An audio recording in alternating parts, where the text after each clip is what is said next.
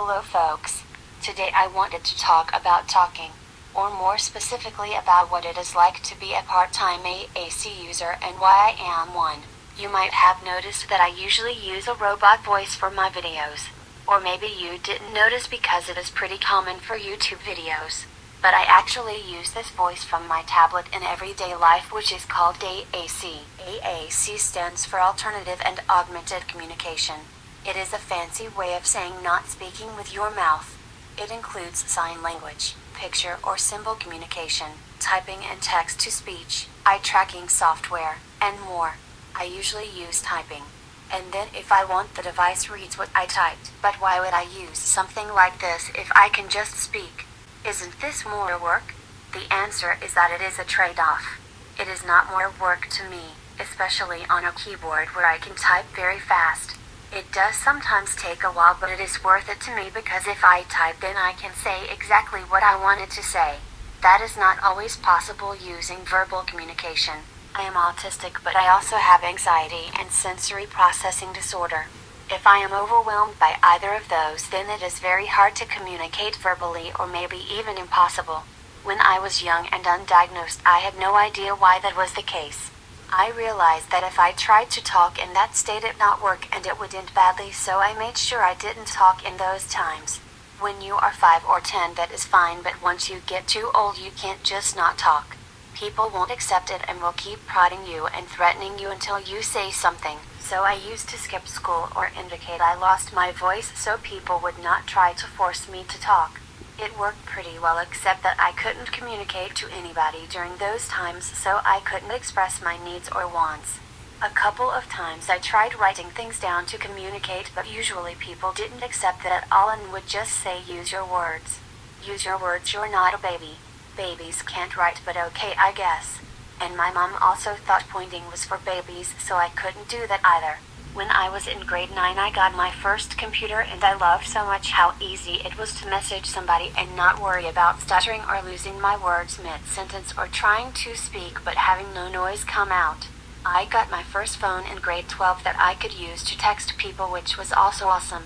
But being able to text someone doesn't solve the problem of me wanting to communicate with people in the same room. So I still had times where I got really anxious or overwhelmed and could not speak, and nobody knew what I wanted to say. But then I found out about AAC. At first I didn't think I was allowed to use it.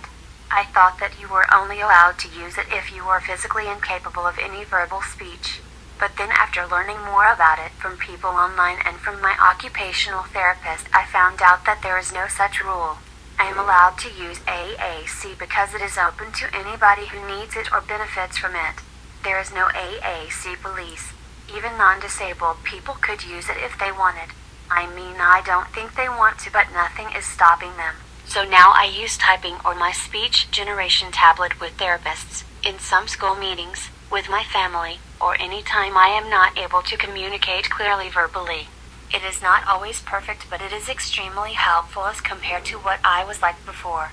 And I use it to narrate my YouTube videos because I get very nervous being on camera talking. Without AAC, I don't think I could have made most of my videos, or they would be way harder and more time-consuming to make, and I would not want to. I hope the outcome of this video is that you have a better understanding of why people might use AAC even if they can technically also speak at times. I assure you no one is using this for funsies. It's not fun. It's functional. And sometimes it's pretty sucky. I don't use AAC all the time, even though I love it. I am still working hard on using my device instead of giving up and not communicating at all. This is in part because the second you start using a device to communicate with someone, they react. Sometimes that reaction is really bad and it makes you feel like it would be better to go unheard. The 3 most common reactions I get are being told to put the device away and use my words, being ignored, or people immediately altering their whole demeanor and treating me like a child. About the first point, it's just rude and inconsiderate. Telling someone to put away a communication device is like telling someone using crutches to put them away. They can probably hobble slowly without the crutches, but why make things needlessly difficult for them? I can usually communicate to some degree without the device, but it's less effective and I might be stressed and decide it's not worth the struggle of explaining. or I might only be up to giving unhelpful one-word answers. And some other AAC users are completely full-time. So telling them put a device away is telling them to shut up. Getting ignored is also common. I know people use technology for all kinds of things, so we are desensitized to robotic noises, but you are allowed to ask if you are unsure. It does not hurt to say, "Are you talking to me? Or do you need something?" And if it's not, that the person will usually tell you or ignore you, and you can rest assured you are not overlooking them. One time someone completely ignored my speech even though I pressed it like 3 times. I tried talking to them about it later and they said, "Oh, I couldn't hear that one word, so I didn't know what you were saying." If this happens to you, please try to clarify with the AAC user instead of ignoring the person completely. If I had known what the problem was, I would have just rephrased my sentence or pointed at what I was talking about. But she acted like I said nothing at all, so I had no idea what was wrong. I told you what not to do.